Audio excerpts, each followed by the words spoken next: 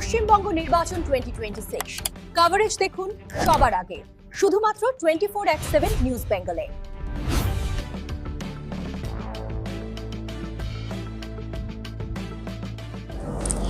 24/7 news বেঙ্গলে আমার সকল দর্শক বন্ধুদের অনেক অনেক স্বাগত। ইতিমধ্যেই আপনারা সকলেই জানেন যে রাজ্যে নতুন সরকার, বিজেপি সরকার, এবং আমাদের নতুন মুখ্যমন্ত্রী মাননীয় শুভেন্দু অধিকারী তিনি শপথ নিয়েছেন।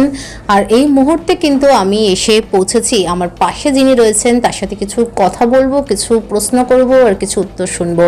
আর যিনি রয়েছেন তিনি হচ্ছেন ভারতীয় জনতা পার্টি রাজ্য মাইনরিটি মোর্চার প্রেসিডেন্ট আলী হোসেন। দাদা বহুত আপনাকে অনেক অনেক ধন্যবাদ। এবং রাজ্যে নতুন বিজেপি সরকার এবং নতুন মুখ্যমন্ত্রীও হলো, কি বলবেন আমাদের দর্শকদের উদ্দেশ্যে?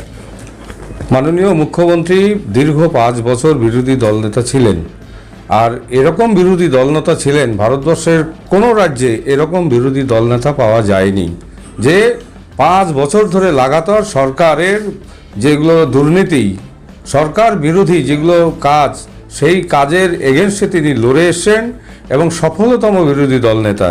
আমি আপনাকে আশ্বস্ত করতে চাই, মাননীয় শুভেন্দু অধিকারী মহাশয় মুখ্যমন্ত্রী হয়েছেন, তিনি হবেন ভারতবর্ষের সফল মুখ্যমন্ত্রীদের মধ্যে একজন যোগ্যতম মুখ্যমন্ত্রী। 5 বছরের মধ্যে দেখবেন সোনার বাংলায় পরিণত আমরা করব ওনার হাত দিয়ে।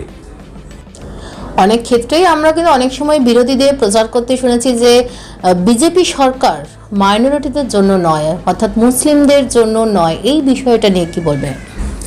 প্রথমত হচ্ছে ভারতীয় জনতা পার্টি সকলের জন্য। বিজেপি ভারতীয় জনতা পার্টি, এখানে তো কোনো মাইনরিটি মেজরিটির কথা বলা হয়নি, সবাইকে নিয়ে আমরা ভারতীয় জনতা পার্টি। সেই জন্য এখানে মুসলিম হিন্দুর আলাদা বিষয় নেই। বিজেপি সরকার পশ্চিমবঙ্গে গঠন হয়েছে সবকা সাথ, সবকা বিকাশ, সবকা বিশ্বাস, সবকা প্রয়াসের মাধ্যমে এই সরকার গঠন হবে এবং হচ্ছে, এবং সেই পথে আমরা চলব। এখানে আলাদা করে হিন্দু মুসলমানের কোনো বিষয় নেই। আমরা ভারতীয় জনতা পার্টিকে যেভাবে ভাবা হয়েছে যে বিজেপি শুধুমাত্র হিন্দুদের জন্য, এরকম বিষয়টা নয়।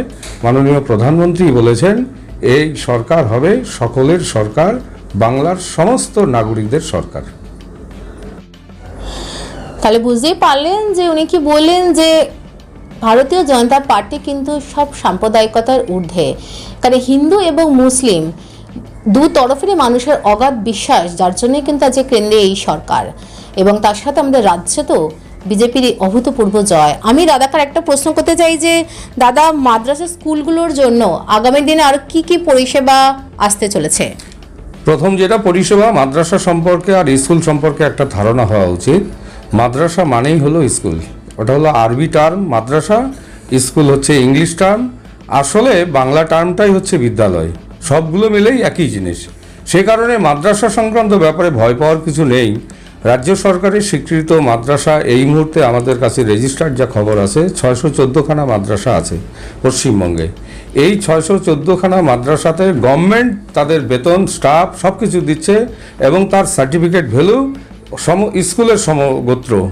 সেই জন্য মাদ্রাসাকে উঠিয়ে দেওয়া হবে বা মাদ্রাসাকে আরও কি করা হবে সেই বিষয়ে আমাদের দলের মধ্যে চর্চা হচ্ছে, আলোচনা হচ্ছে।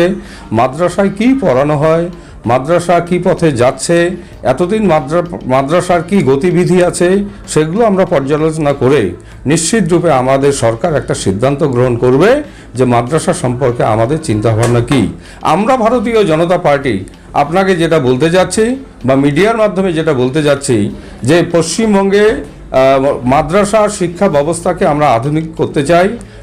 বাংলা, ইংরেজি, অঙ্ক, ভূগোল, ইতিহাস, বিজ্ঞান এবং কম্পিউটার ছাত্রছাত্রীদের মধ্যে সেটা হোক, এবং বাঙালি পথেই সেটা হোক, বাঙালিয়ানার মধ্যেই হোক। এর মধ্যে যেন কোনো অন্য সাইড না আসে। ছাত্রদের বিষয়টাই হচ্ছে ছাত্রনাং অধ্যয়নং তপ, এটাই যদি আমাদের আদি কথা হয় তাহলে এখানে বাঙালিয়ানাই হবে। এখানে বিদেশি কালচার, বিদেশি চর্চা, বিদেশি স্টাইল, বিদেশি সংস্কৃতি এটা আসবে কেন? যদি মাদ্রাসা বিদ্যালয় হয়, যদি মাদ্রাসা স্কুল হয়, স্কুল যদি মাদ্রাসা হয়, বিদ্যালয় যদি মাদ্রাসা হয়, তাহলে একই শিক্ষা ব্যবস্থা চালু হবে সারা বাংলা জুড়ে। সব সেন্টারে, সব বিদ্যালয়ে একই ধরনের পঠন পাঠন হওয়া উচিত বলে আমার দল মনে করে, আমিও মনে করি। তাহলে আপনারা শুনতেই পেলেন যে ইতিমধ্যে মাদ্রাসা স্কুলগুলো নিয়ে কিন্তু অনেক ধরনের কথাবার্তা এদিক ওদিক শোনা যাচ্ছে, এবং যা ইতিমধ্যেই আমাদেরকে জানিয়ে দিলেন যে অন্যান্য স্কুলেও যেভাবে পড়াশোনা হচ্ছে এবং আরও উন্নত শিক্ষা ব্যবস্থায় কিন্তু আশা করা যাচ্ছে মাদ্রাসা স্কুলগুলোতে আগামী দিনে যারা পড়াশোনা করে তারা পেতে চলেছে। আর সব খবরের জন্য দেখতে থাকুন 24x7 নিউজ বেঙ্গল।